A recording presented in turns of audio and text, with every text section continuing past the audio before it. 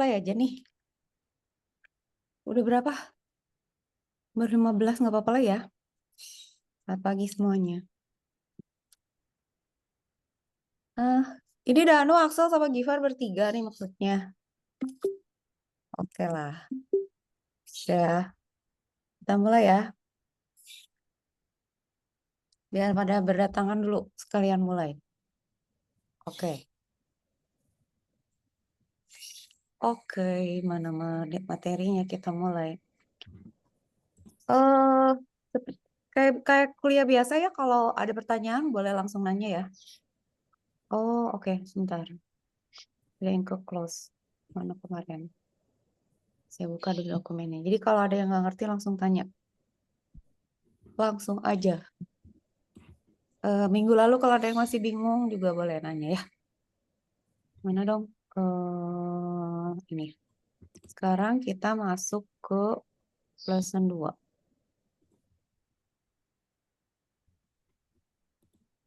Saya materinya ngikutin progres kelas aja. Jadi kalau misalnya kita belum selesai, belum ngerti, ya udah diikutin dulu.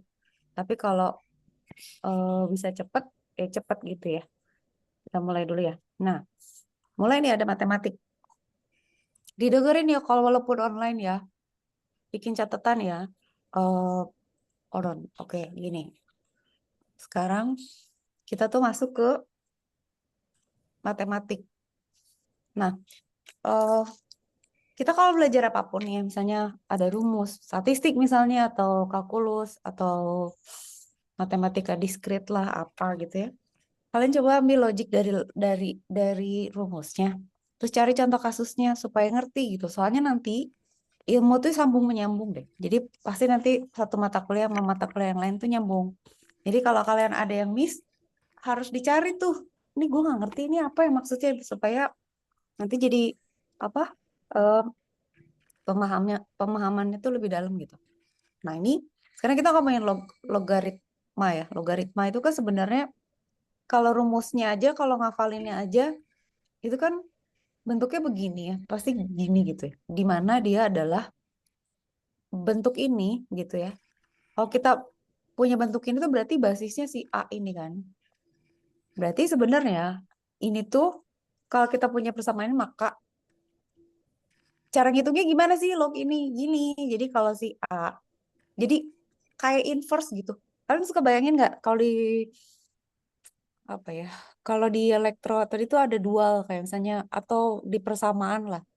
Kayak pangkat sama akar, bilangan minus pangkat 1 sama -1 gitu. Seper sama enggak gitu ya. Minus plus sama minus kali sama bagi gitu-gitu. Ini juga gitu kebalikannya. Jadi kalau kita punya seperti ini, ngitungnya gimana ya? Ini C ini dapat dari mana? Dapatnya dari A tuh dipangkatin berapa ya supaya sama dengan B gitu. Jadi sebenarnya sih kalau saya suka nulisnya gini, basisnya ya, basisnya A ya, bilangan pokok logaritmanya A. Jadi untuk basis A log B sama dengan C, ngitungnya gimana?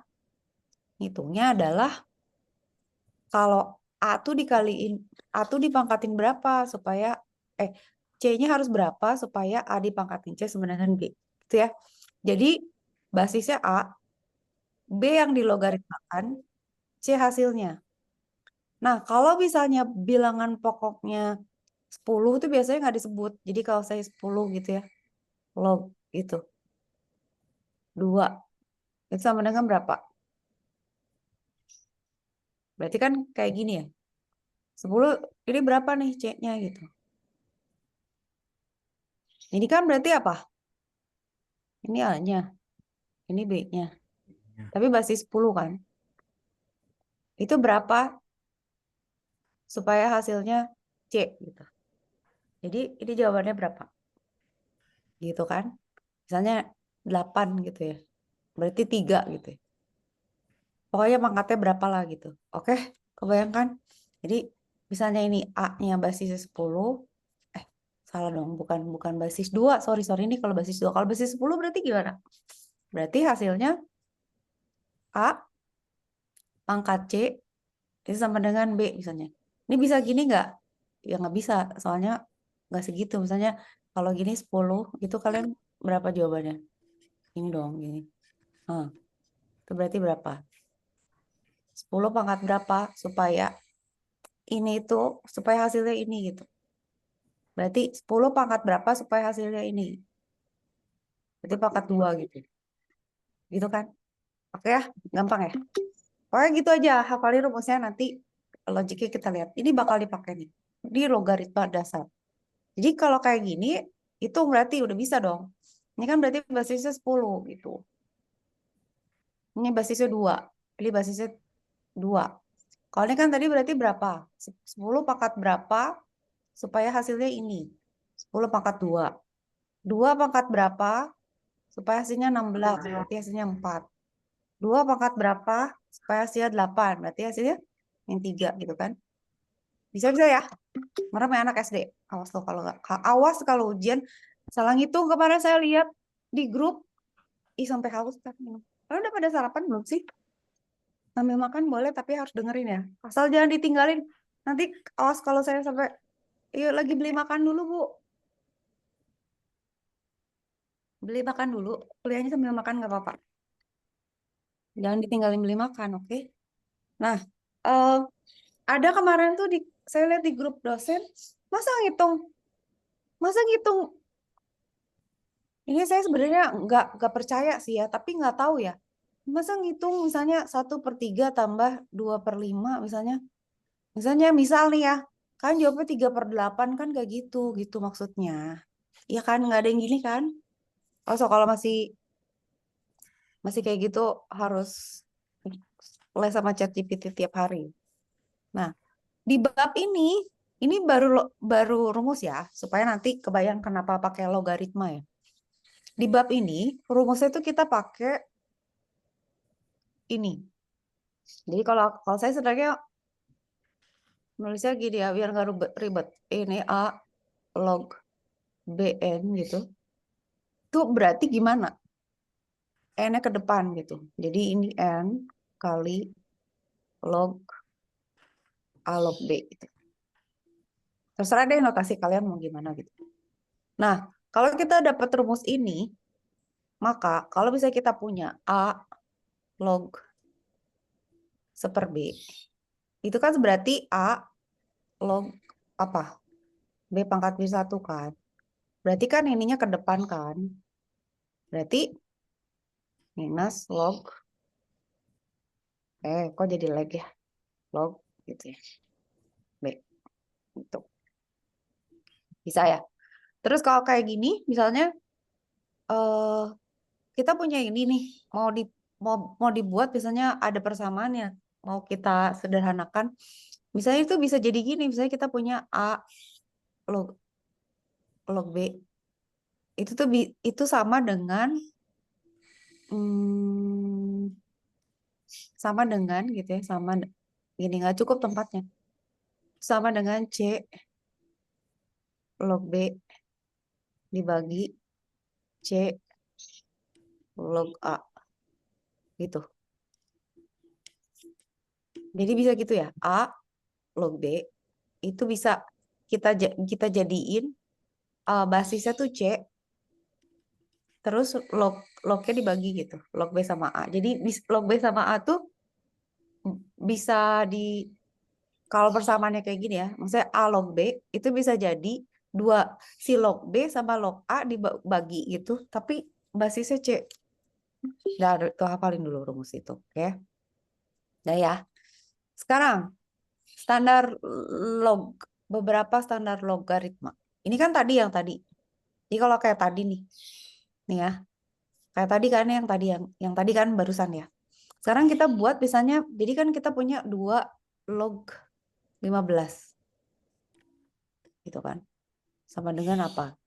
Ini kan pertanyaannya 2 dipangkatin berapa nih? Biar jadi 15 gitu. Gimana tuh? Nah, itu kita bisa berubah jadi standar basis 10. Jadi kita giniin, oke gue biar nggak pusing, gini aja. 10 log 15 gitu kan. Sama, kalau 10 kan standar kan, logaritma 10 kan emang basis kita kan banyak di 10 kan. Jadi bisa gini gitu. Jadi kita bisa hitung Ya udah, log 15 berapa, log 2 berapa gitu. Nah, log 2 itu kita hitung bisa rumusnya ya. Nah, sebenarnya kan itu kan perpangkatan aja sih, bisa dihitung pakai kalkulator gitu. Nah, basis 10 yang standar nih bisa dihafalin. No, log 2 itu 0, ini sebenarnya basis 10 ya. Berarti basis 10 berapa pangkat 10 sama dengan 2 gitu ya. Gitulah pokoknya gitu ya. Dan seterusnya gitu. Nah, ini bisa dihafalin 0,3, 0,4 kalau mau dihafalin. Tapi kalau mau dihitung ya udahlah itu. Gitu. Oke ya. Oke. Nanti PR kalau ada hitungan makanya tulisan tangan karena banyak hitungan. Dah. Sampai sini logaritma udah ngerti ya. Gampang kan cuman pangkat dibalikin gitu. Log itu kebalikannya, inverse-nya lah gitu. Nah, ada namanya Pak Shannon ini tuh tahun 40-an nih. Dia engineer kayak kita. Nah, dia ngomongin teori informasi. Oke. Nah, ini kuliah ini tuh all about information theory. Ini penting banget. Dulu saya waktu S2 kalau gak lulus ini gak lulus nih gitu. Harus ngerti. Nah, eh kita kalau ngomongin informasi, teknologi informasi, transmisi data gitu-gitu ya, dan lain sebagainya. Ini suara saya aman kan ya? Eh, itu harus tahu teori informasi kan. Jadi ada yang namanya teori probabilitas untuk menerangkan si teori informasi ini. Jadi kalian tuh rumus tuh pasti gitu-gitu deh. Matematika diskrit, statistik, logaritma, integral, kalkulus itu emang dipakai matematika teknik. Jadi apapun yang kalian pelajari di semester 1, semester 2 tuh bukan bohong gitu. Itu emang kepake di kuliah. Memang mungkin, Bu, nanti saya mau jualan misalnya. Udah lulus mau jualan aja. Walaupun kalian misalnya nggak pakai si rumus itu bisa buat nganalisis tuh. Jadi kayak mikir, ini rasionya berapa ya gitu. Perbandingan antara pasti kepake deh. Percayalah. Ini salah satunya ini ya. Nah, jadi di dalam informasi itu kalian tahu bahwa informasi ini ada nilainya gimana? Kayak misalnya, ini informasi, lu mah informasinya nggak penting gitu. Itu gimana ngukurnya? Kan saya pernah cerita kan minggu lalu. Kalau waktu saya ngajar di manajemen, mereka tuh metriknya kuantitas sama kualitas, which is biasanya berbentuk kuesioner gitu. Jadi, oke, dari sekian responden, 30 orang puas, 70 orang, 50 orang nggak puas, 20 nggak. Kayak gitu kan, kayak kuesioner, kayak polling presiden gitu, tingkat kepuasan masyarakat gitu kan berapa. Ya kayak gitu, nggak ada angka banget gitu. Nah, kalau kita sebagai engineer nggak bisa gitu kan. Ya kayak misalnya, ya kira-kira aja lah tegangannya yang pas aja gimana, pakai potentiometer di setel. Kan nggak bisa gitu. Ada hal yang udah fix gitu. Nah, ini juga sama. Nih dalam teori informasi itu sebenarnya ada yang namanya kuantitatif. Sebenarnya kualitatif, sorry ya. Tadi manajemen tuh dia kualitatif, jadi secara quality. Kita harus kuantitatif gitu, ada kuantitinya. Nah, disebutnya self information. Keluarlah log ini kan. Jadi pokoknya gini, saya mau kalau saya ngajar kuliah tuh, pokoknya kalau ada rumus, kalian harus ngerti tuh kenapa ada rumus itu di situ gitu. Logiknya gimana? Soalnya semua pasti ada logiknya. Kenapa pakai rumus itu? Supaya nanti kalian bisa ingat, oh di kuliah itu tuh ada rumus ini, berarti nyambung sama yang ini. Ya gitu ya. Katakan, sekarang kita ngitung secara kuantitatif ya.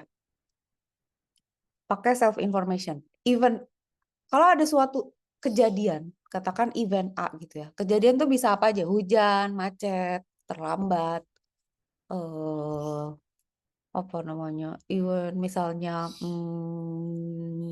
Bitcoin drop nilainya, ETH all time high atau demo di gedung DPR, event pokoknya ada probabilitiesnya kan. Semua bisa dihitung pakai probability.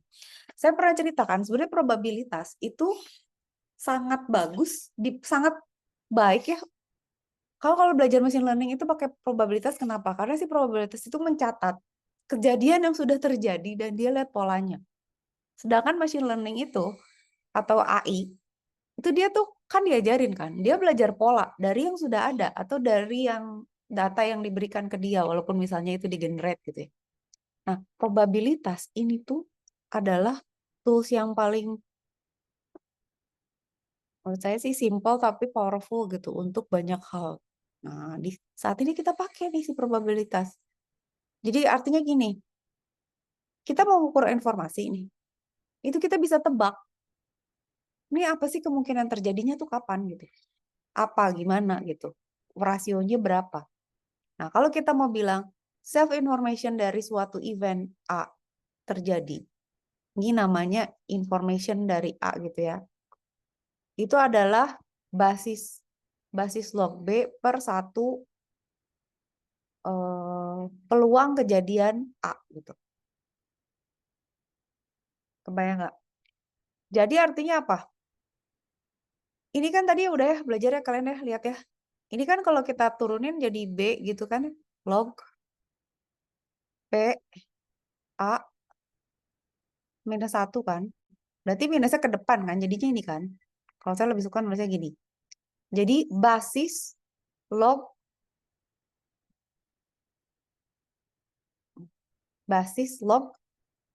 peluang terjadinya A. Siapa yang bisa jelasin nih? Jelasin rumus ini. Ada yang nggak yang nangkep? Rumus ini tuh maksudnya gimana? Oke ya. Eh, kenapa ada log?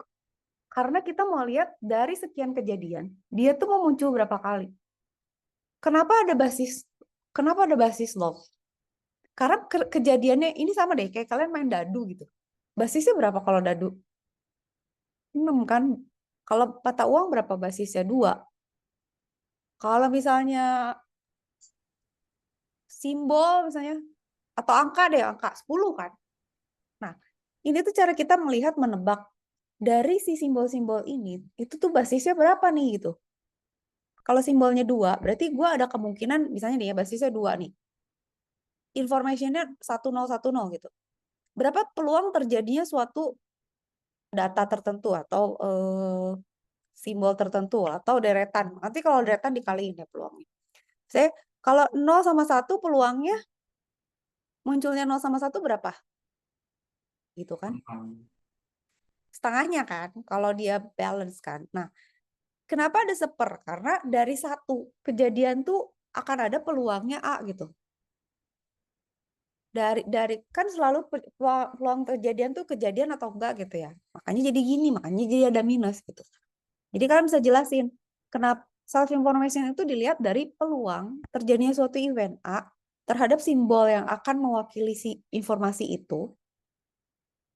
Kenapa minus? Karena mau dilihat dari semua the whole kejadian itu dia portionnya berapa gitu. Kira-kira gitu. Kalau kalian misalnya nggak ngerti atau enggak bu nggak gitu bilang ya. Saya kalian bilang enggak bu kata ChatGPT nggak gitu boleh.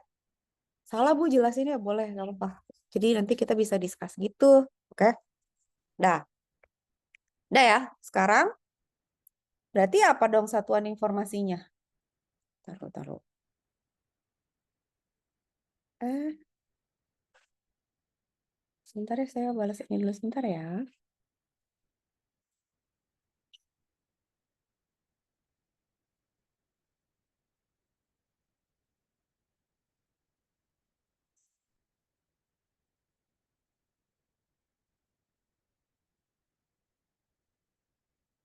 Taruh. Sebentar.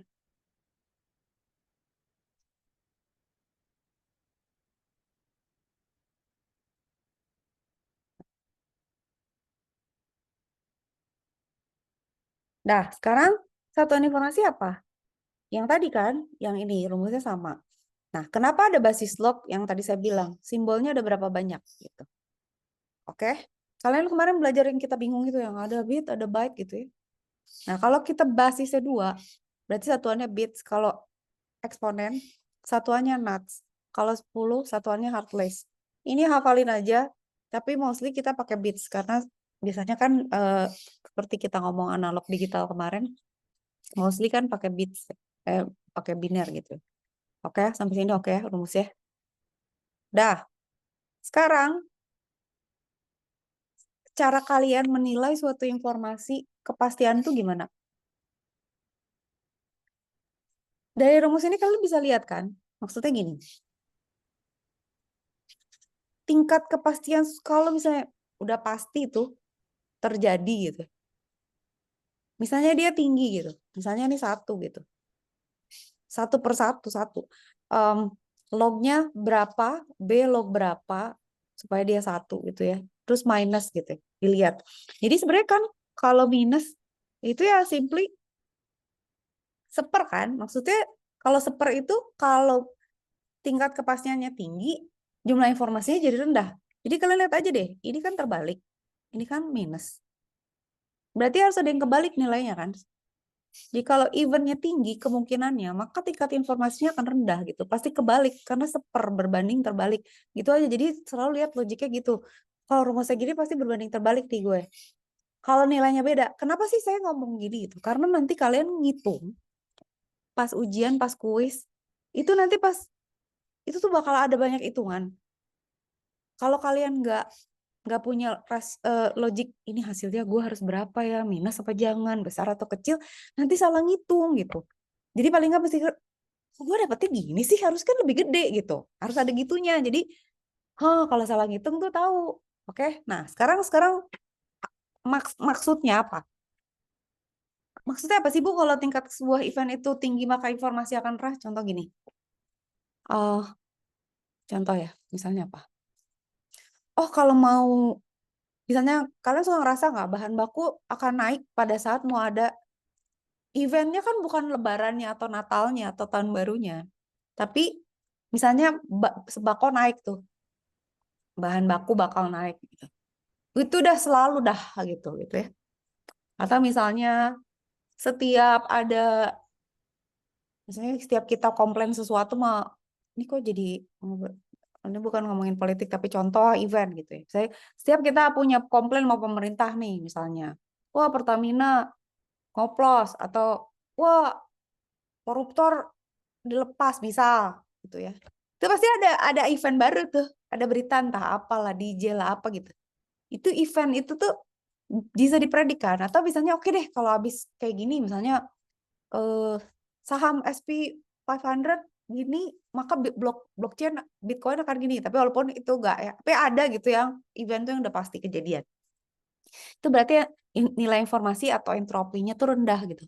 Itu kayak misalnya teman kalian nih udah sering telat, udah tau lah gue pasti dia telat gitu. Itu informasinya rendah. Jadi kayak contoh misalnya kalian dapet chat nih dari pacar gitu. Pasti dia chatnya kamu lagi apa yang gitu. Kamu lagi apa? Udah makan belum? Nah itu tuh entropinya rendah. Tapi kalau misalnya tiba-tiba gitu ada berita misalnya, misalnya siapa? Hmm, si siapa tuh dia keterima di kerja di Google misalnya gitu. Padahal dia, padahal perasaan gue IP-nya dia jelek gitu. Atau misalnya, wow, ternyata apa gitu ya. Nah, jadi nilai informasi itu akan tinggi kalau dia kemungkinan terjadinya tuh kecil. Ingat loh itu ya. Nilai suatu informasi akan tinggi kalau kemungkinannya kecil. Udah kebayang? Makanya informasi itu suka mahal. Kenapa ada informan? Kenapa ada intel gitu ya? Karena dia punya informasi yang orang lain nggak tahu gitu. Orang lain mah taunya tuh yang informasi rendah kayak, oh artis pacaran, artis menikah, gitu. Gitu-gitu, entropi-entropi yang walah udah tahu lah gitu. Apa sih lah habis ini gitu udah tahu. Jadi ya. Jadi kalau tingkat kepastian event itu rendah, maka nilai informasinya akan tinggi. Contoh, misal nih, kata Timothy nih, lu beli nih, ini mau naik nih, lagi bearish nih, atau lagi bullish, kata si Kalimat Sada. Ah, itu tuh entropi tinggi tuh, mereka soalnya ngerti. Walaupun ya kalau kalian telat beli, telat jual ya juga tetap rugi gitu ya, gak boleh nyalahin. Cuman maksud saya itu ya, pada saat yang, kok lu bisa nebak sih itu bakal gitu. Karena dia tahu punya parameternya gitu. Nah, itu tuh ada rumusnya juga nanti. Oke, udah ya sampai situ ya. Itu baca slide-nya, kesimpulannya itu. Contoh nih, contoh. Misalnya, anjing itu menggonggong kalau ada pencuri. Itu high probability event kan. Jadi nggak terlalu ya udahlah biasalah misalnya alarm mobil gue bunyi ada yang mecahin kaca nggak ya atau ada apa nih gitu atau anjing menggonggong karena ada orang asing lewat itu nggak terlalu mengagetin gitu, biasa aja gitu. Ya penting, cuman maksudnya informasinya nggak terlalu penting. Tapi ini yang tadi saya bilang nih, X mahasiswa cerdas, rajin, IPK tinggi, ia mahasiswa bermasalah, pemalas, IPK rendah. Ayo, kalian yang mana ini? Nah, peluang X dia lulus tuh, si X itu sukses itu peluangnya tinggi, nggak rame gitu. Yang rame itu kalau si yang rendah ini malah jadi menteri gitu, misalnya gitu. Nah, itu entropi tinggi tuh. Entropi itu ya nilai nilai dari suatu informasi gitu. Oke ya, kebayang ya. Oke, ini saya nggak ngerti, soalnya nggak pernah nonton. Jadi kalau misalnya Arsenal winning, udah pasti wah Arsenal pasti menang gitu. Tapi misalnya Bristol Rovers menang, wih itu kayak misalnya. Tapi nggak boleh ya, kalau Indonesia juga bakal bagus ya. Misalnya Indonesia menang Piala Dunia tuh entropi tinggi tuh. Itu baru gila gitu kan ya. Tapi kalau misalnya ya cuma sampai final, ya nggak sampai final, tapi final, ya itu udah biasa misalnya. Tapi udah sampai situ juga udah hebat. Begitu ya. Oke, tadi kan ada seper ya. Sekarang kita lihat nih. Sesuatu yang sudah pasti terjadi itu probabilitasnya apa? 1. Walaupun besok kita nggak tahu kiamat atau enggak, tapi kan maksudnya kita udah tahu gitu. Kayak misalnya, matahari terbit di eh, matahari terbit di timur, tenggelam di barat gitu ya. Kalau kebalik ya itu kaget gitu kan. Tapi kalau udah udah udah pasti ya udah deh gitu kan. Habis Senin, Selasa, Selasa, Rabu, habis tanggal 1, tanggal 2 gitu. Nah, kalau yang tidak pasti itu mengandung informasi itu. Makanya kenapa kalau di apapun kan yang tidak mengandung kepastian itu akan lebih driving, lebih menarik gitu. Ya kayak misalnya kita ngejar orang gitu, misalnya ngejar seseorang gitu, kecengan, gebetan.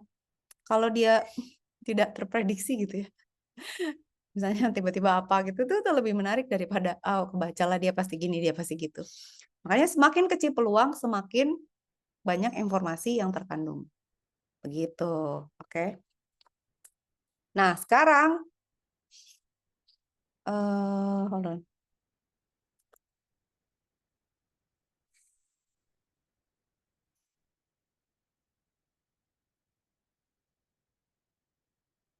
Uh, Sekarang kita ngomongin entropi ya. Sebenarnya tadi kan kalau tadi nilai self informasi.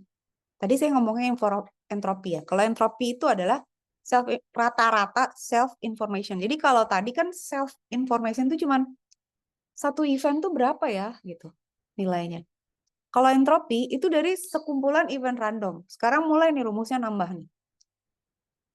Kalau tadi kan kalian mikir ya, cuma satu event misalnya, oke Arsenal menang kalah apa-apa gitu ya, sepak bola dan lain sebagainya gitu. Gue diterima apa ditolak ya, gue lulus atau enggak ya, gue terlambat atau enggak ya gitu.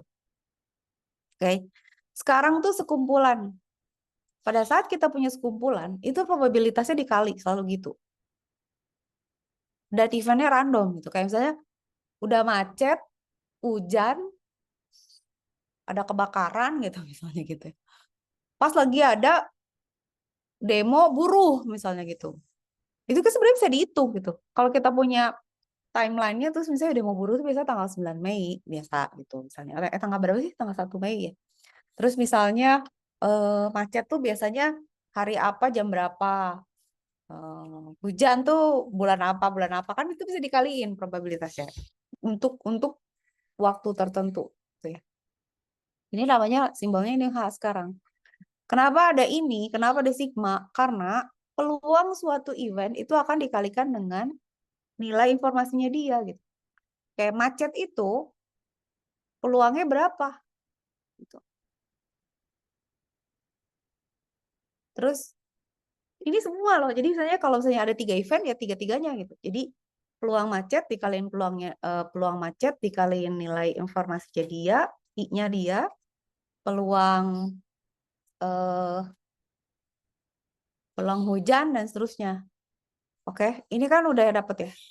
Nah, terus kenapa tiba-tiba ada ini kan tadi si ini itu kan ada minusnya gitu. Jadi ya kayak gini kan bentuknya. Jadi ini ya tetap peluang si event tertentu dikalikan dengan rumus yang si ini, si yang tadi A itu belok PAI itu. Jadi Selalu ya, peluangnya berapa dikalikan nilainya. Gitu. Terus dijumlah. Itulah jadi rata-rata jadinya entropi gitu. Oke, ada pertanyaan nggak? Nggak. Logik ya, maksudnya bisa ngikutin kan runutannya. Bentar. Nah, kita lihat. Minum dulu. Sekarang tadi ingat gak saya bilang ada basis? Menurut Shannon tuh, Bang Shannon bilang, entropi menunjukkan rata-rata banyaknya simbol biner yang diperlukan untuk mengkodekan source data. Nah, ini mulai masuk nih ke kuliah nih. Tadi saya ngomong simbol kan. Kenapa ada basis? Karena dia mewakili simbolnya.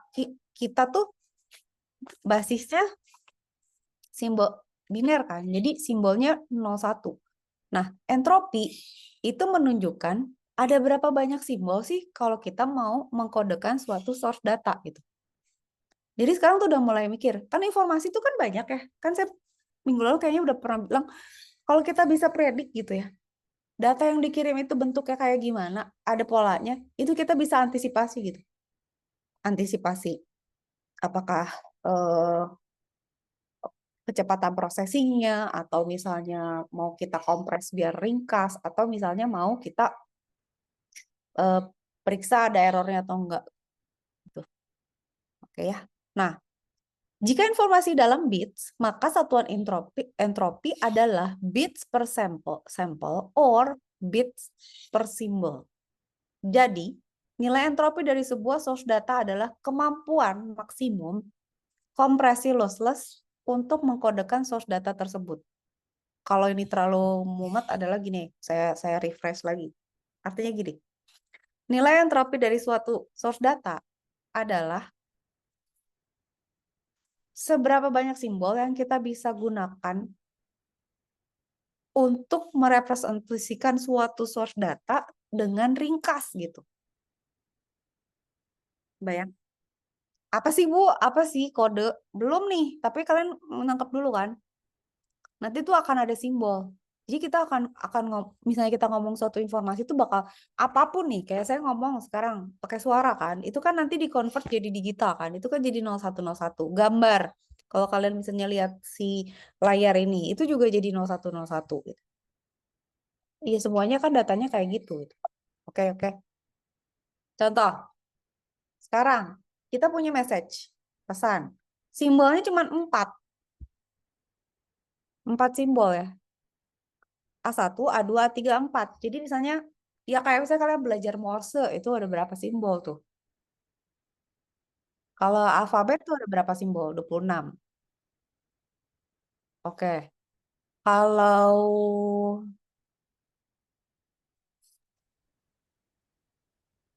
apalagi ya? Kalau 01 ya 01 gitu. Tapi ini simbolnya 4. Nah, sekarang kita tuh tahu nih. Kita tahu bahwa probabilitas A1, kemunculan A1 tuh dari yang sudah terjadi itu setengah. Kemunculan A2 seperempat. Kemunculan A3 sama 4 tuh sama-sama 1/8. Terus gimana cara ngitungnya? Ya yang tadi, pakai rumus yang tadi. Hitunglah pakai yang ini. Itu. Jadi ya dari 4 ini berarti ada 4 simbol, berarti gitu kan probabilitasnya berapa, PAI-nya berapa, masukin gitu. Gitu ya. Ini mungkin bisa jadi jadi PR nih. Tapi ya udah gitu ya. Udah ya. Kira-kira gitu. Sekarang, gimana cara kita menentukan entropinya dari source data? Nah, sebenarnya nanti pengkodean atau model struktur datanya itu beda-beda. Jadi si entropi ini tuh akan berbeda kalau kita merepresentasikan atau memodelkan si si si si dat apa ya si source datanya dengan cara yang berbeda. Nah, sekarang pertanyaannya gini, kalau ada suatu source data, kalau source data entropinya kecil, itu bagus atau enggak? Artinya apa? Tadi kan saya bilang ya, kalau saya data, sekarang pertanyaannya gini, Kalau suatu data probabilitas terjadinya besar, maka dia nilai informasinya kan jadi kecil. Berarti rata-rata entropinya atau entropinya juga jadi kecil kan. Nah, berarti kalau entropinya kecil, artinya? Bagus. Datanya berharga. Enggak dong. Sel berharga enggak kalau entropinya kecil. Enggak, kebalik, so. Oh iya, kebalik. Kebalik ya? Iya. Iya. Iya kan?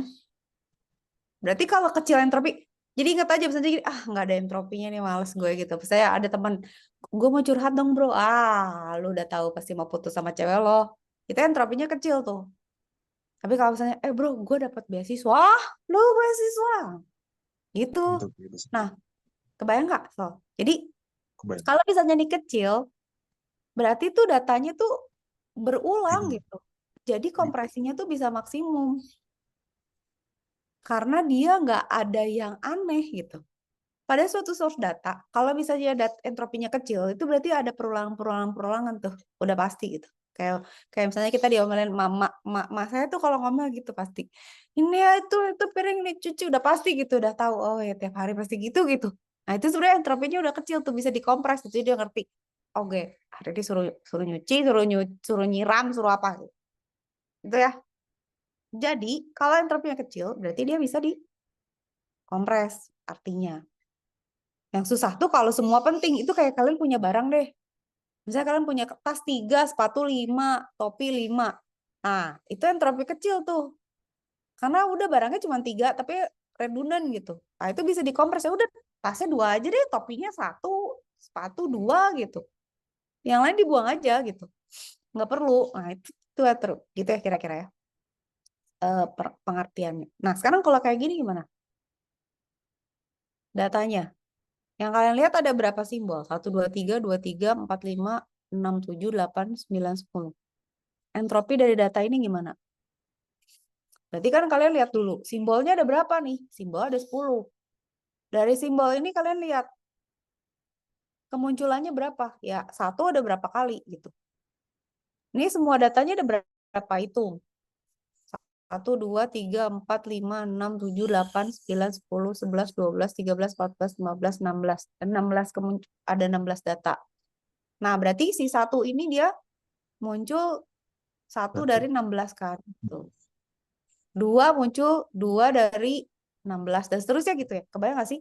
Jadi kalau lihat gininya tuh kita bisa lihat distribusi kemunculannya tuh kayak gitu. Polanya tuh kayak gitu. Bayangin kalau misalnya kalian kembangin ini tuh jadi ke arah object detection gitu.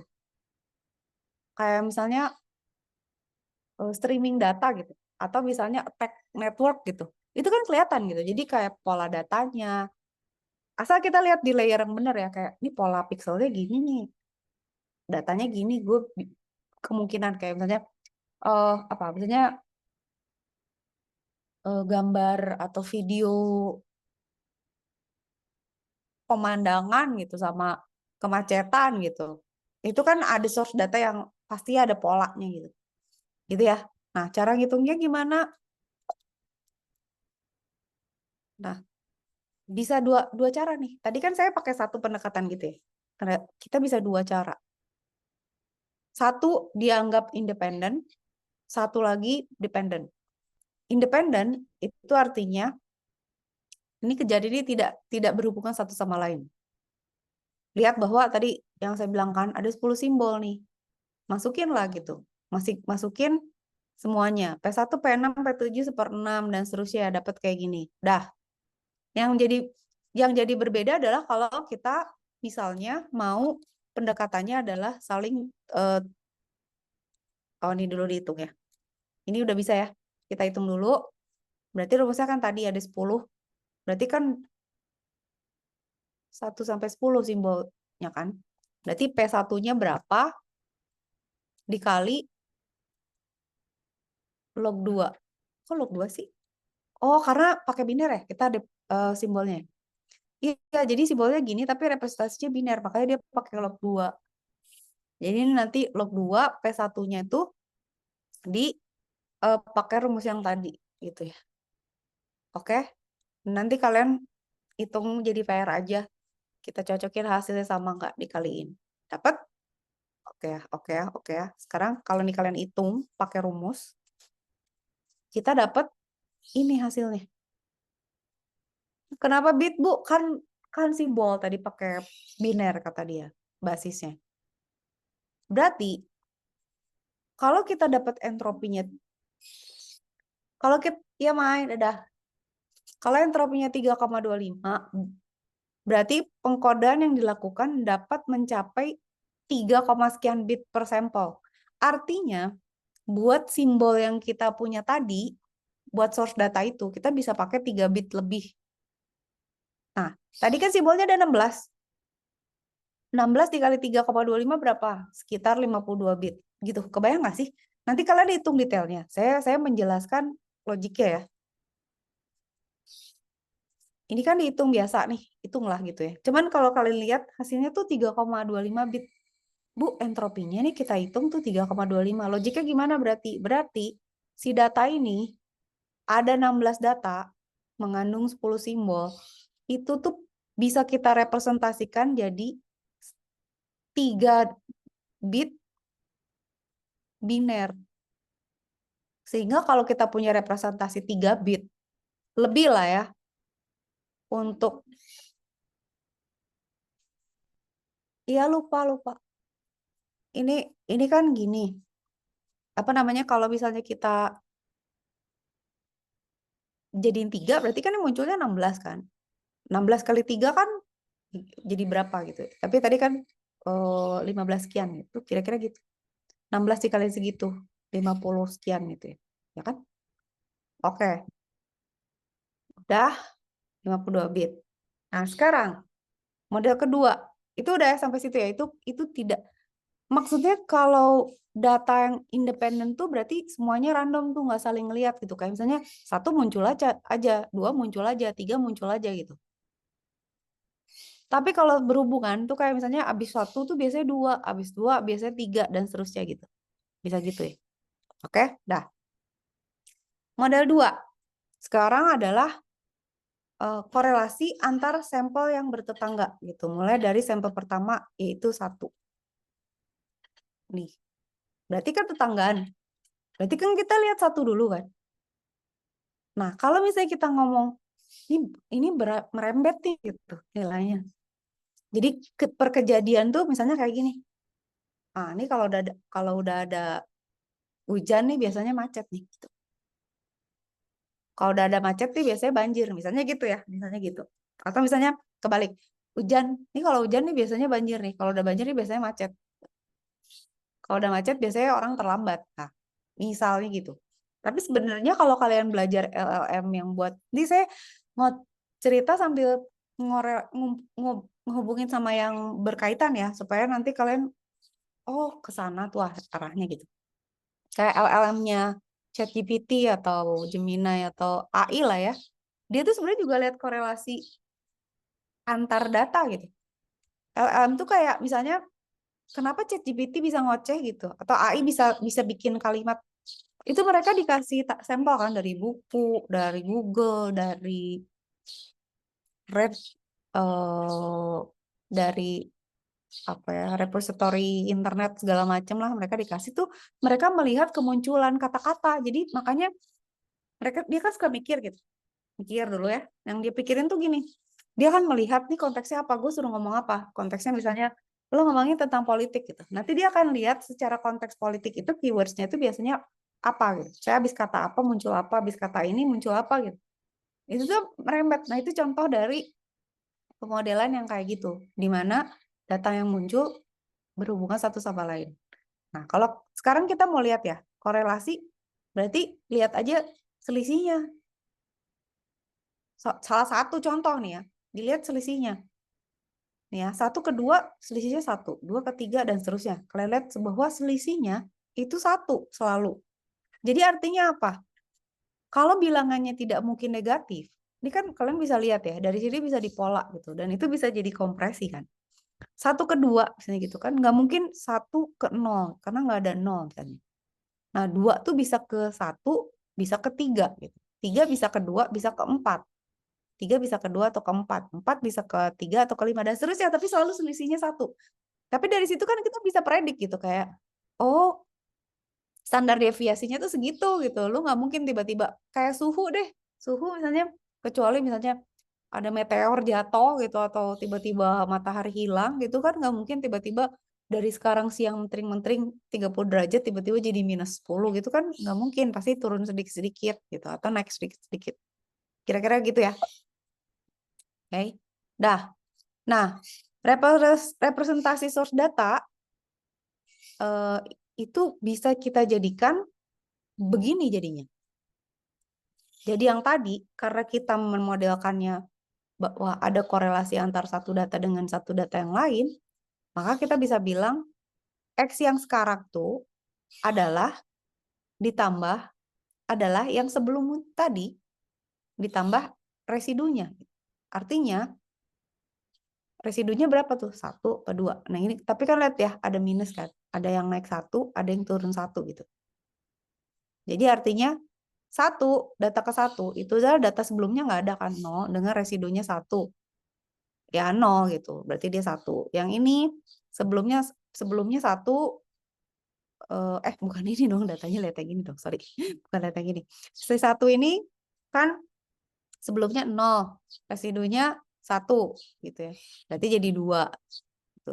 2 sebelumnya 1, residunya 1 jadi 3 gitu ya. Tapi 3 jadi minus gitu kan. Kelihatan kan gitu ya rumusnya gitu. Nah, semuanya matematik ya. Semuanya matematik, semuanya persamaan gitu. Jadi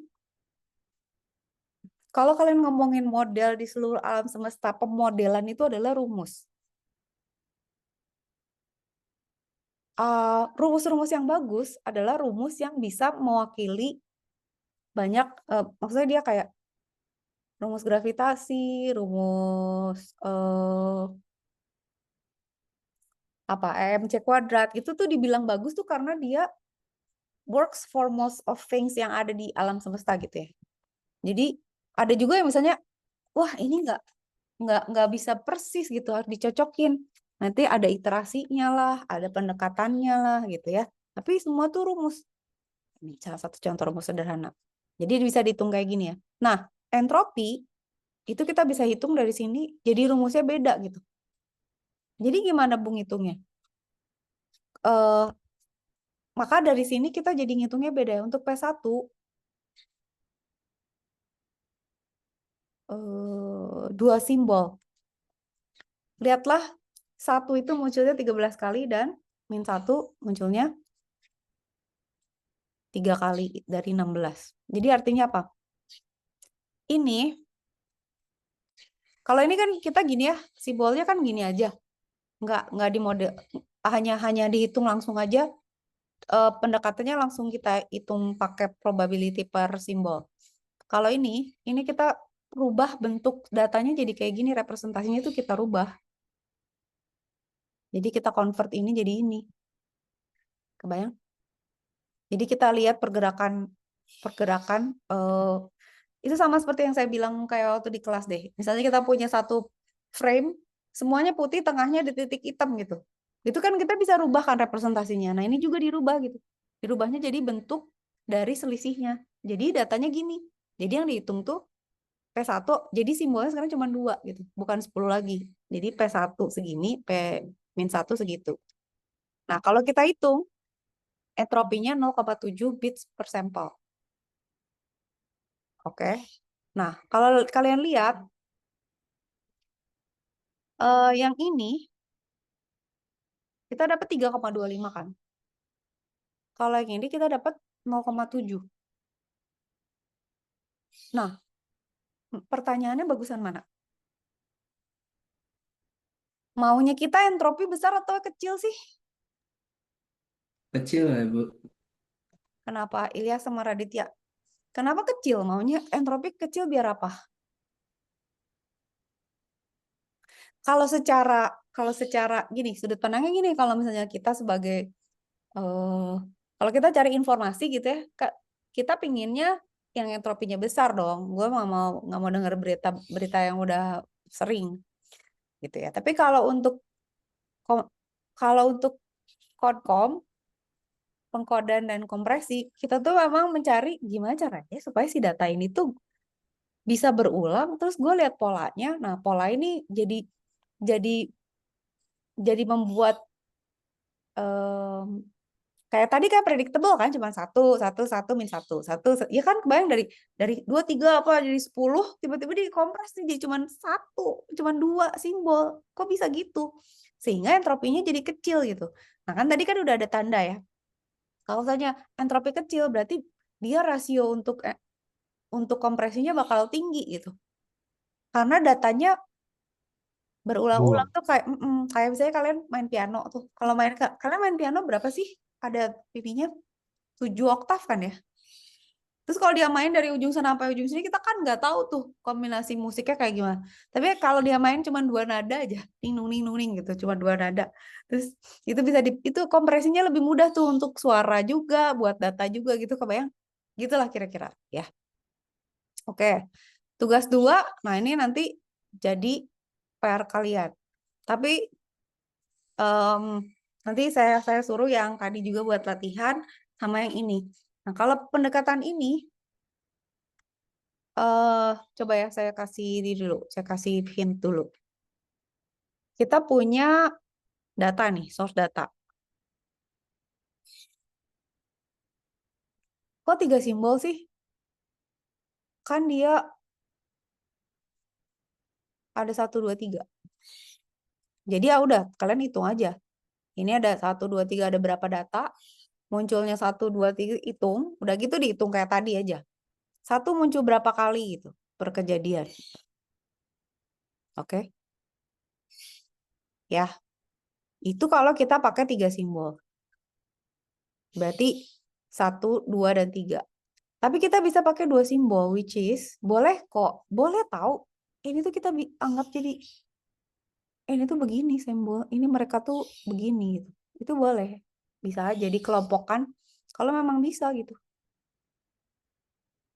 Tuh. Jadi yang menarik dari kuliah ini pengkodean dan kompresi itu tuh adalah ini gitu. Dimana kita tuh wah, cara kita melihat atau cara kita mengkodekan tuh menarik gitu. Bisa gini, bisa gitu gitu. Jadi kan ini bisa kalian hitung kan.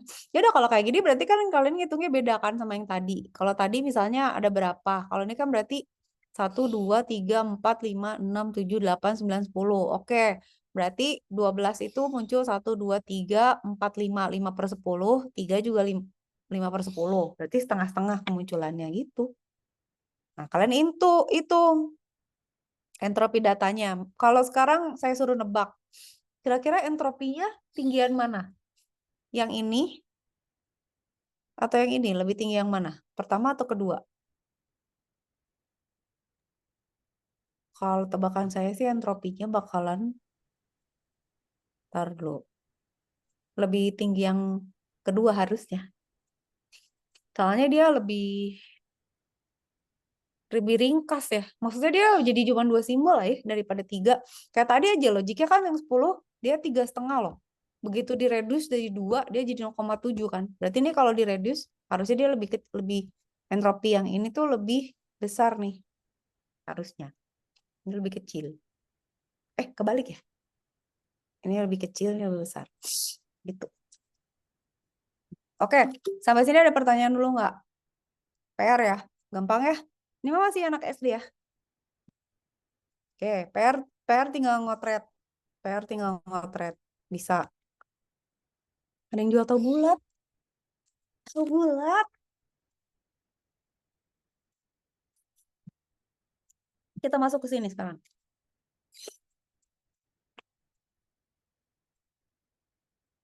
Nggak apa-apa.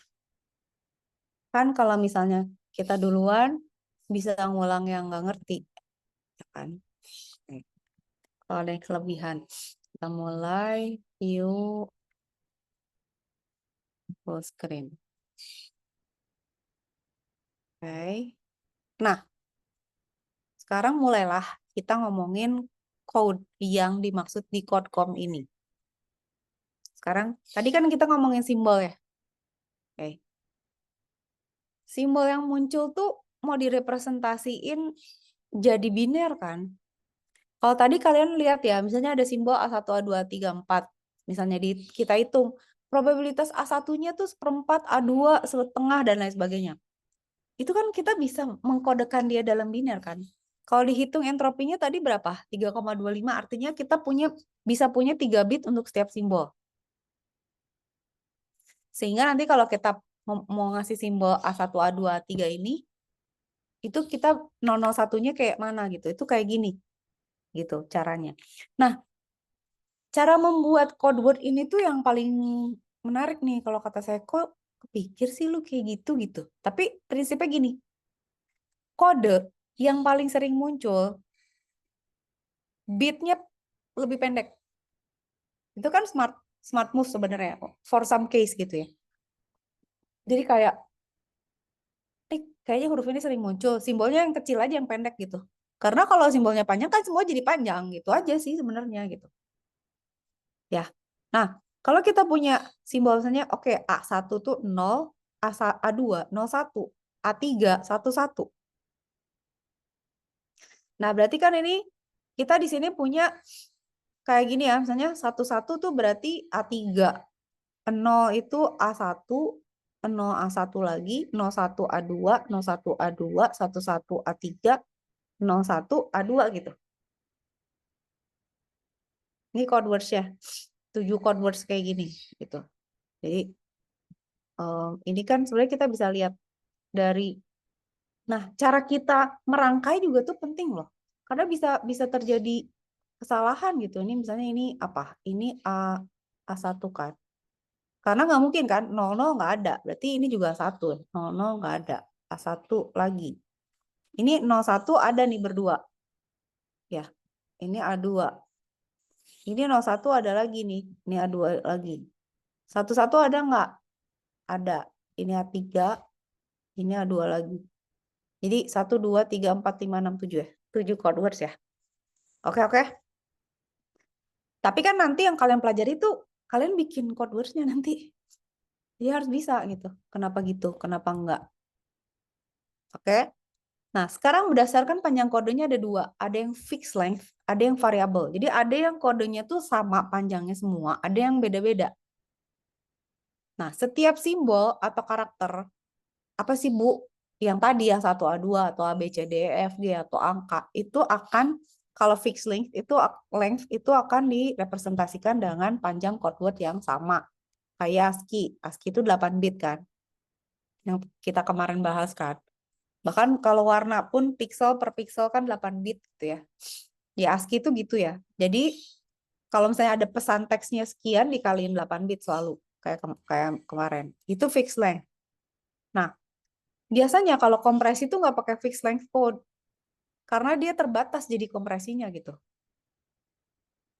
Kan susah gitu. Jadi kalau kita punya 5 bit fixed length code, ada berapa simbol tuh?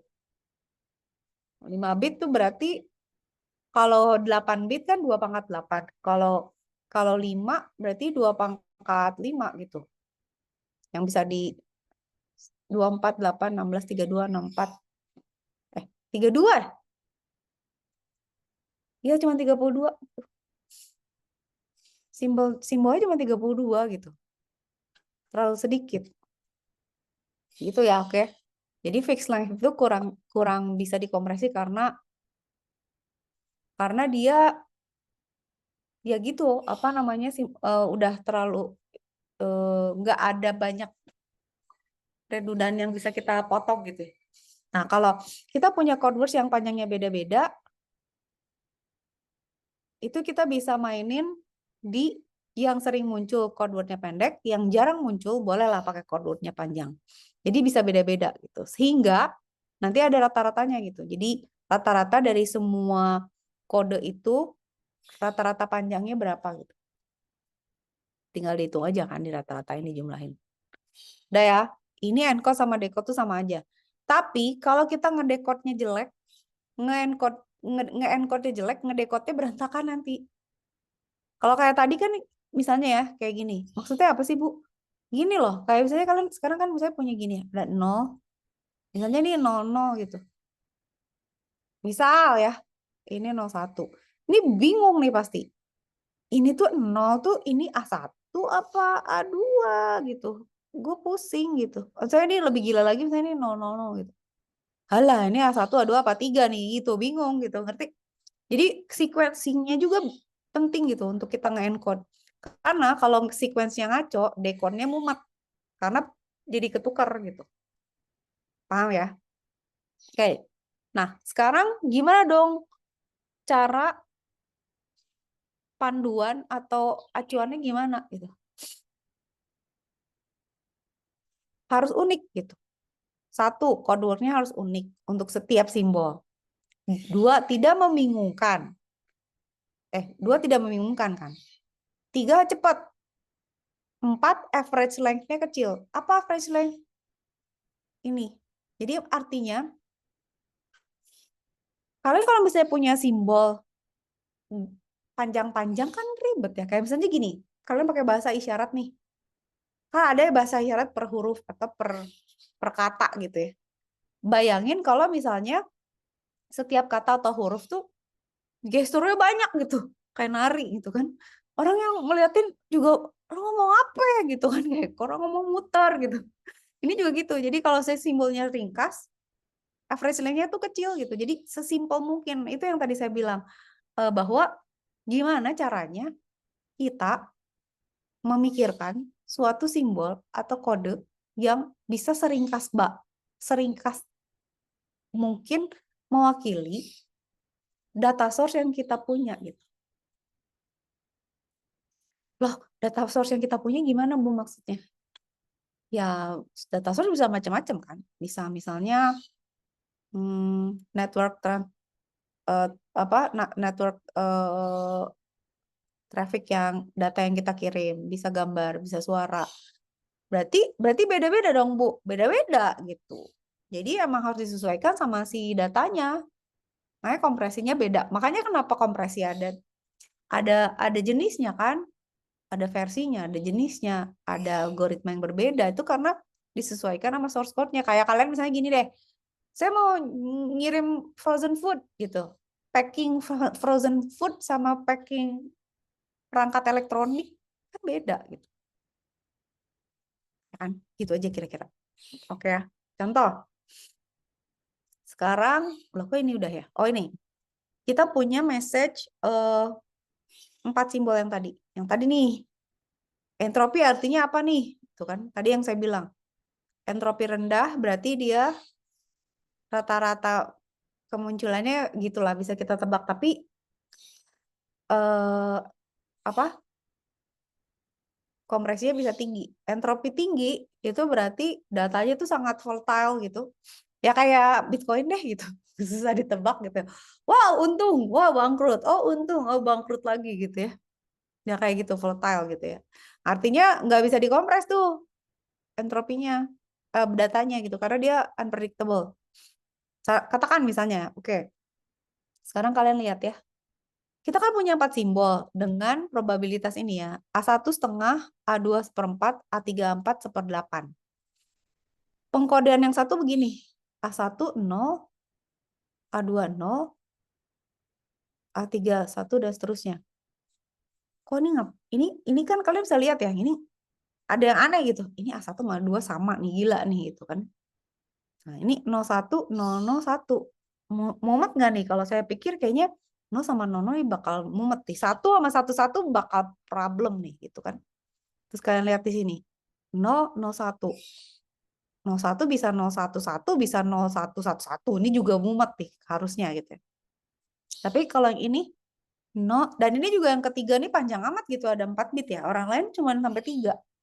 Tapi kita lihat dulu ya. Misalnya kode 4 0, kode 2 1 0, which is nggak akan bingung. Lihat deh, kalian bisa lihat kan? 1 0 tuh kalau 1 0 ya udah dia gitu kan. Kalau 1 1 lihat lagi kalau 0 di A3, kalau 1 di A4 gitu. Jadi masih oke lah. Tapi yang lain-lain tuh red flag gitu. Nih kok simboliknya agak mumet gitu ya. Bisa dilihat ya. Nah, rata-rata panjang bit per simbol itu average length. Jadi kita bisa hitung misalnya 1, 2, 1 sama 2, 3, 6. 9/4 gitulah, dihitung aja rata-rata panjang. Ini pasti gede nih si chord 3. Yang chord 1 tuh kecil sih, tapi ngaco gitu. Ini kalian bisa lihat kan, kalau saya kayak gini, ini tuh average length-nya kecil, tapi error mah. Ini average length-nya besar, tapi juga error. Jadi udah mau besar, mau kacau gitu ya. Ya gitu deh. Yang ini paling efisien nih kayaknya. Tapi nggak tahu, siapa tahu saya salah, coba kita cek. Tuh, sekarang kita hitung kan, misalnya ada 4. Ya udah kita lihat probabilitasnya, misalnya A1 munculnya setengah, dikali dia muncul berapa kali dengan si nilai itu gitu. Udah hitung aja lah anak SD ini mah. Nah ini kan, oh sorry, NA1 tuh bukan kemunculannya, sorry, panjang bitnya. Berarti dikali misalnya untuk A1 itu 4 gitu ya. Udah, jadi probabilitasnya berapa dikaliin panjangnya, terus dijumlahin di rata-rata, dijumlahin gitu. Oke, nah setelah dihitung, kelihatan kan? Ini kan kecil nih. Maksudnya, wah ini keren nih harusnya gitu ya. Ini gede banget nih, males nih gue gitu kan harusnya nih. Ah, nggak menarik nih. Tapi yang mana yang ideal dari semua? Kalau secara average length ini ideal. Tapi secara apa ya? Secara unik kagak unik. Secara gampang dibaca dan direcover lagi enggak juga gitu. Karena kan kalau kalian lihat tadi syaratnya apa aja tuh? Simbol itu ini kan unik, nggak bingung, cepat, average length kecil gitu. Itu yang ideal gitu. Nah, ini ya tadi ya. Saya balik-balik lagi padahal udah ada. Kode 1 kita lihat dulu. Average length-nya kecil tapi tidak unik. A sama 1 sama. Mengapa ini menjadi source kesalahan dalam mengencode suatu kode, suatu data? Oke. Yang kedua, unik nggak? Unik. Tapi nggak uniquely decodable. Kalau misalnya 100, dia bingung. A2, A1, A1 atau A2, A3. Problem. Jadi yang nomor 2 nggak bisa juga. Oke. Yang ketiga, unik nggak? Unik. Unik decodable? Iya. Tapi ya kayak 01 ya. 01-nya si A2 apa A3 atau A3? A4. Ini jadi nggak instan tuh karena dia harus ngecek sebelum jadi kayak, hah 01. Ntar dulu. Ini 01 A1 apa A3 ya? Cek yang sesudahnya oh A3 gitu ya nanti. Tapi saya punya gini. Ini kan jadi nggak instan. Karena dia mesti ngecek. Ini kayaknya A2. Enggak deng, A3. Enggak deng, A4 gitu. Oh iya deng, A4 ini A4. Ini nggak tahu siapa gitu ya. Ada lagi simbolnya kali gitu. Kebayang? Jadi nggak instan karena dia harus nunggu bit selanjutnya. Itu udah rugi tuh. Udah nggak instan, dia gede lagi average length-nya gitu. Nggak taktis gitu. Sekarang kode 4. Unik, ya kan? Uniquely decodable. Yang tadi saya bilang kan. 0. Oke, pasti A1 nih. 1, 0. Nggak ada lagi, pasti A2. 1, 1, 0. Ini cuma 1 aja. Tapi 1, 1 nih. Kalau di belakangnya 0 dia A3. Kalau di belakangnya 1 dia A4. Gitu. Jadi dia lebih instantaneous daripada yang tadi. Jadi yang bagus tuh yang kode 4. Jadi kalian bisa lihat kan bahwa cara kita mengkodekan pun nggak bisa asal gitu. Karena begitu kita ngaco, ya jadi nggak berhasil mendapatkan yang mau kita mau gitu. Nah, sebenarnya ada yang masih bisa ya. Jadi nggak apa-apa nggak selesai slide ini karena kita lanjut minggu depan. Tapi sekarang kita lihat aja ini ya. Unique decodability itu maksudnya apa? Kayak bakal ketukar nggak ya gitu. Kayak sama kayak kalian belajar encryption. Itu kan kalau kita nge-encrypt suatu message, baliknya lagi harus sama kan? Itu pemetaan satu ke satu tuh. Nggak ada ampun. Kalau kriptografi nggak exact kayak gitu, kacau balau, itu rusak semua, nggak bisa. Strict itu. Makanya matematika diskrit itu udah pasti. Oke. Kita punya code words nih, A sama B. Gitu ya. Si A itu dikodekan dengan K bits, si B dengan N bits. Nah, panjang A, kode buat A, itu lebih kecil daripada panjang kode untuk B. Misal, katakan misalnya ada beberapa bit pertama dari B itu adalah A gitu. Jadi misalnya gini, misalnya A itu 01. Nah, B itu 010 gitu. Atau misalnya A itu 1, B itu 10. Misalnya A 0, B itu 001. Ini kan ada di dia gitu. Si A itu ada bagian dari B. Nah, sisa bit pada B disebutnya dangling suffix gitu ya. Tapi si A itu adalah prefix dari si B. Ini kayak gini. 101, dia kan prefix dari B. Dangling suffixnya 11 gitu. Nah, sekarang kita ngecek. Apakah kalau kita punya seperti ini, dia termasuk unique decodability nggak gitu? Coba. Sekarang berarti kita cek semua keywords yang ada.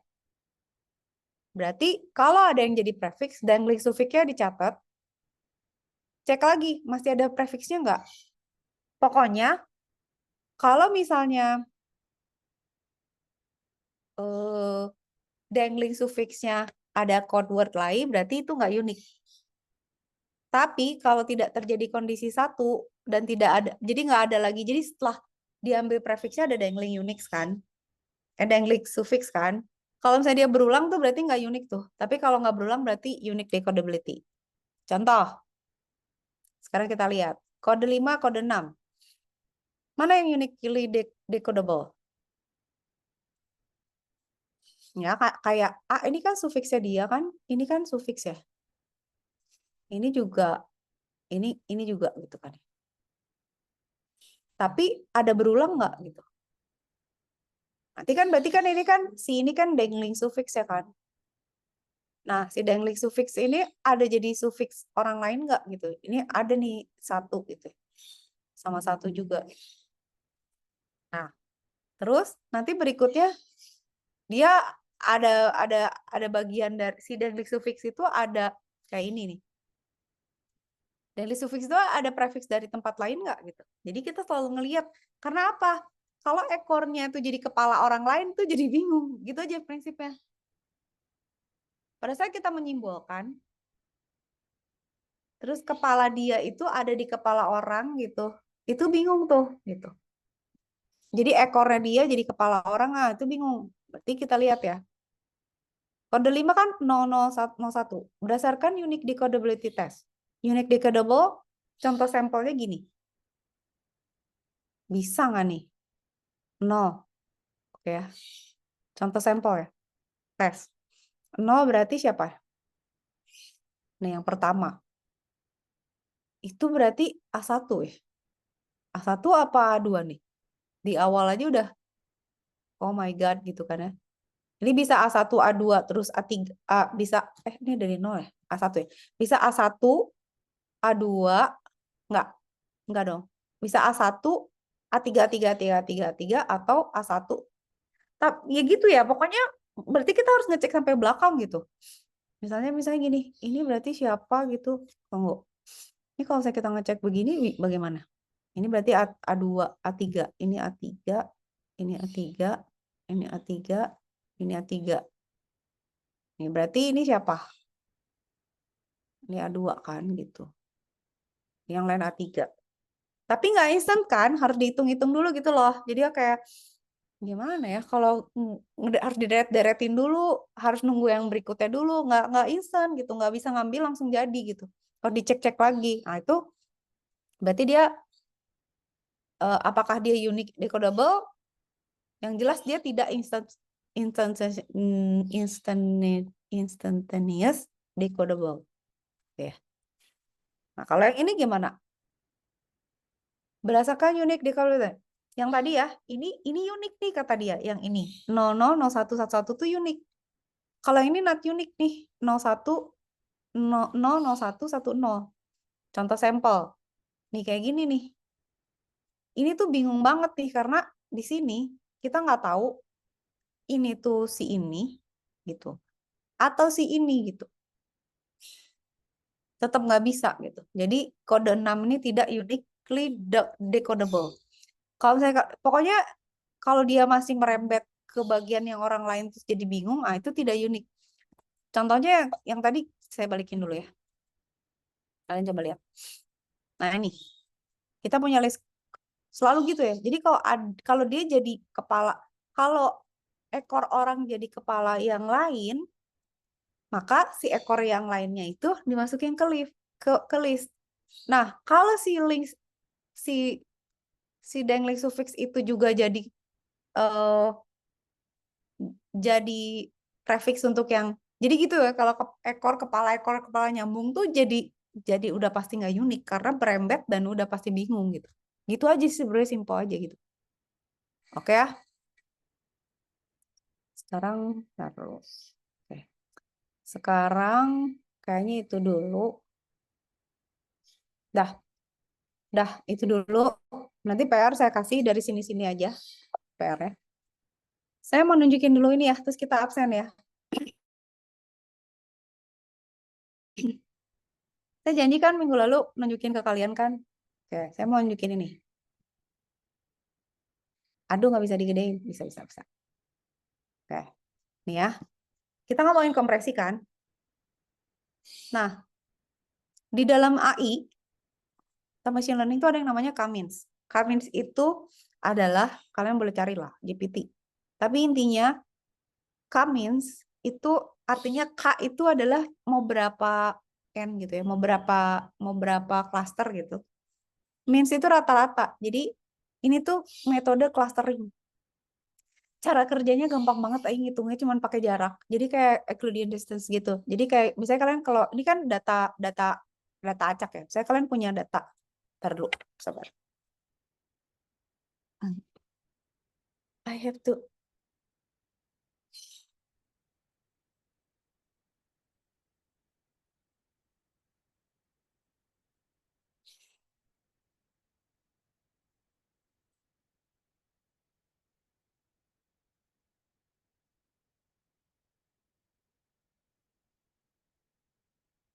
Ini kan data random ya.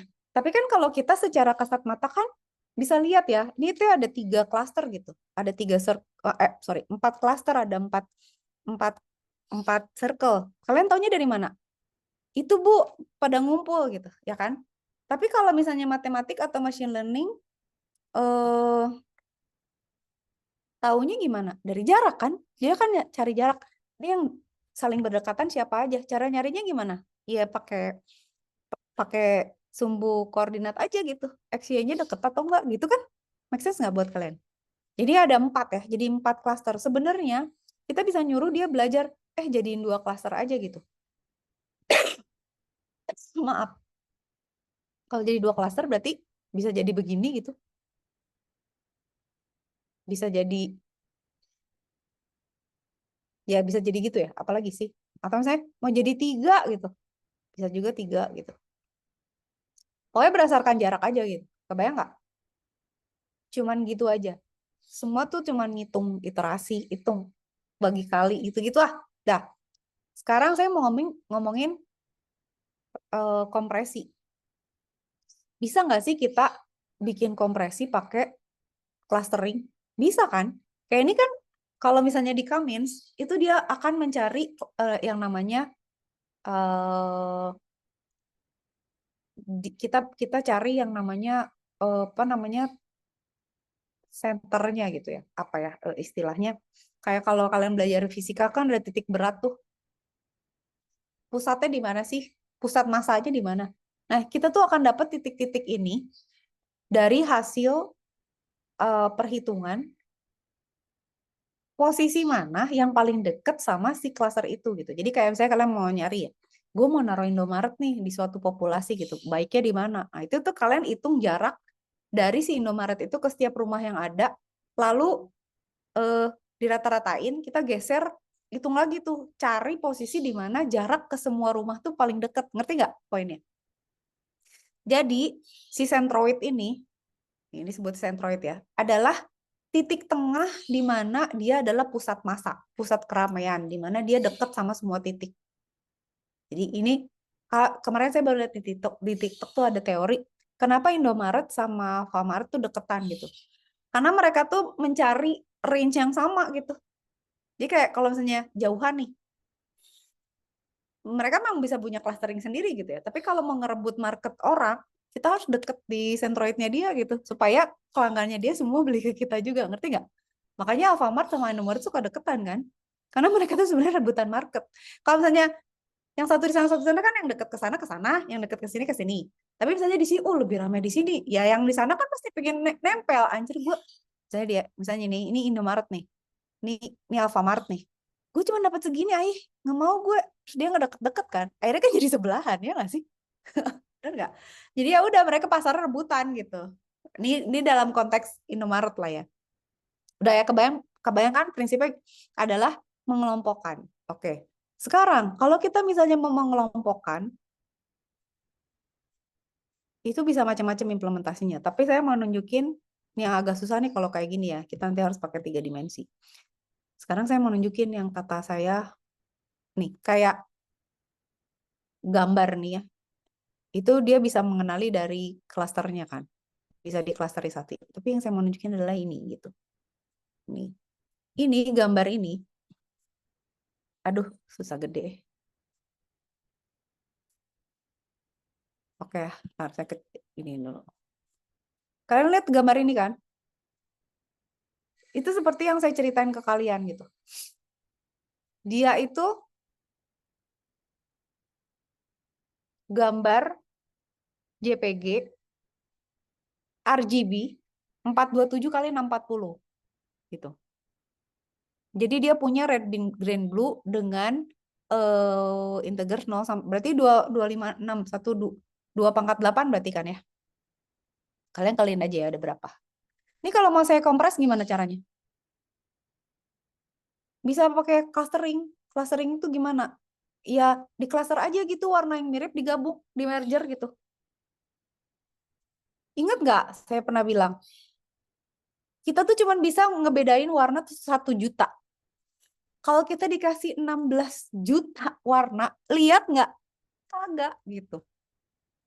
Kalian bisa dengar suara frekuensi tinggi sama rendah? Nggak bisa. Lihat juga nggak bisa gitu. Sama ini juga, ini si gambarnya, itu dia punya, kalau kalian hitung ya, dia punya 6 juta warna, million possible color. Which is kita gagal lihat gitu. Berarti kan kita bisa reduce aja, jadi 16 color aja lah gitu. Iya kan? Dari 6 juta, kita cuma tahu 1 juta. Yaudah dirubah jadi 16 aja deh warnanya gitu, nggak usah 6. Emang kalian mau lihat 6 juta warna teh mau apa gitu? Kayak Samsung Edan lah gitu. Wah, nggak kelihatan juga gue gitu.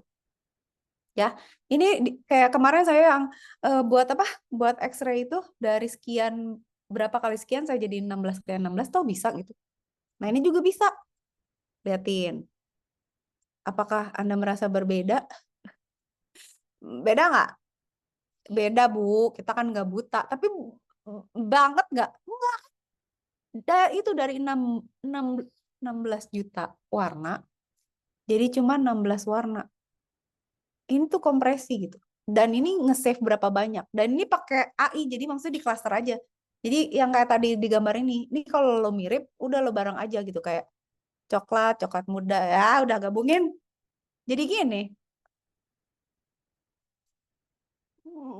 kan ada misalnya kayak ngirim data atau ngeprint atau detection atau apa, nggak usah high resolution ngabisin komputasi kan. Jadi engineering itu adalah di saat kita tahu persis data gue kayak gini, metode gue kayak gini, kayak gue akan eksekusi kayak gimana. Ya, jadi ini terbukti ya maksud saya. Ya kayak kalian kemarin, Bu, sama aja grayscale sama black white. Nah, itu kan berarti poinnya apa? Kompres aja gitu. Hilang nggak apa-apa, hilangin aja. Kayak misalnya kalian punya kompres ini, wah gambar nggak bisa balik lagi ya. Walaupun lihat ya, si langitnya kan jadi rada pecah gini ya. Ya biarin gitu, orang masih kelihatan. Misalnya image recognition aja, misalnya kita mencari suatu tempat tertentu gitu masih kebaca, masih kelihatan gitu. Justru bagusnya di situ, kita bisa masih tahu bahwa oh gue masih bisa post lagi penggunaan resource-nya, tapi gue masih bisa dapat hasil yang gitu, yang presisi begitu. Oke, absen ya. Nanti PR saya iniin, kita ini kan. Jadi kalau saya kita duluan, yang bagus tuh kita punya waktu untuk latihan nantinya gitu. Apa ya tadi tambahannya?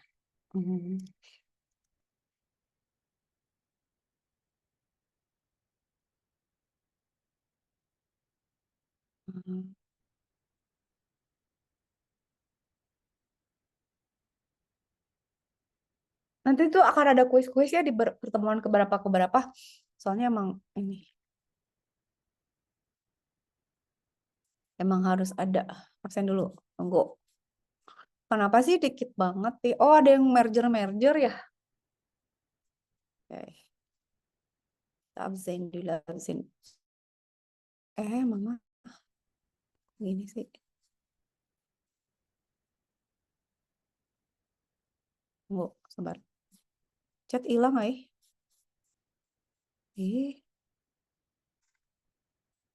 Bentar.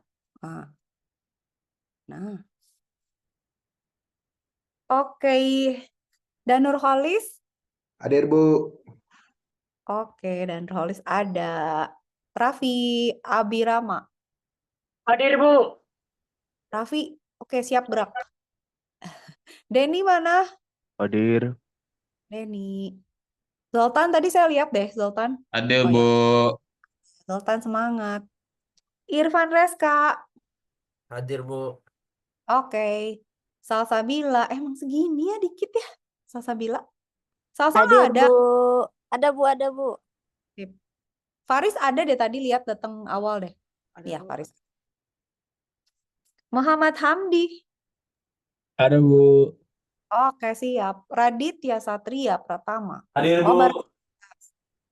Oke. Rafaini Zahra. Zahra. Oke. Kok nggak ada suaranya? Ginan Surya, Ginan. Hadir, Bu. Ginan. Oke, ada. Muhammad Fatihudin Al-Banjari. Hadir, Bu. Oke. Fandi Rifki Melani Saputra. Hadir, Bu. Oke, semangat. Muhammad Naufal Cahya. Hadir, Bu. Oke, Naufal. Axel, ada ya? Hadir, Bu. Thank you, udah bertanya. Davi. Hadir, Bu. Davi ada. Koris. Hadir, Bu. Oke. Ilyas. Hadir. Ilyas yang bareng sama Raditya ya? Ya, Bu. Hadi. Hadir, Ibu. Hadi hadir. Zarvin tadi kayak lihat juga. Hadir, Bu. Oke, sip. Darvin Ada hadir, Bu. ya, Zarvin hadir. Submit ya. Oke, aman. Oke, thank you ya. Kalau ada pertanyaan, boleh mau tanya. Kalau nggak ada, kita lanjut minggu depan. PR biasa di GCR. WR yang lama jangan lupa dikumpulin. Oke. Terima kasih banyak, all. See you next week. Jangan lupa tugas LMS kerjain ya. Oke, Ibu. Terima kasih, Bu. Terima kasih, Terima kasih, Bu. Oke, Bu. Terima kasih banyak, Bu. Terima Dah. kasih, Bu. Sama-sama. Dadah. Dadah. Salsa. Bye-bye.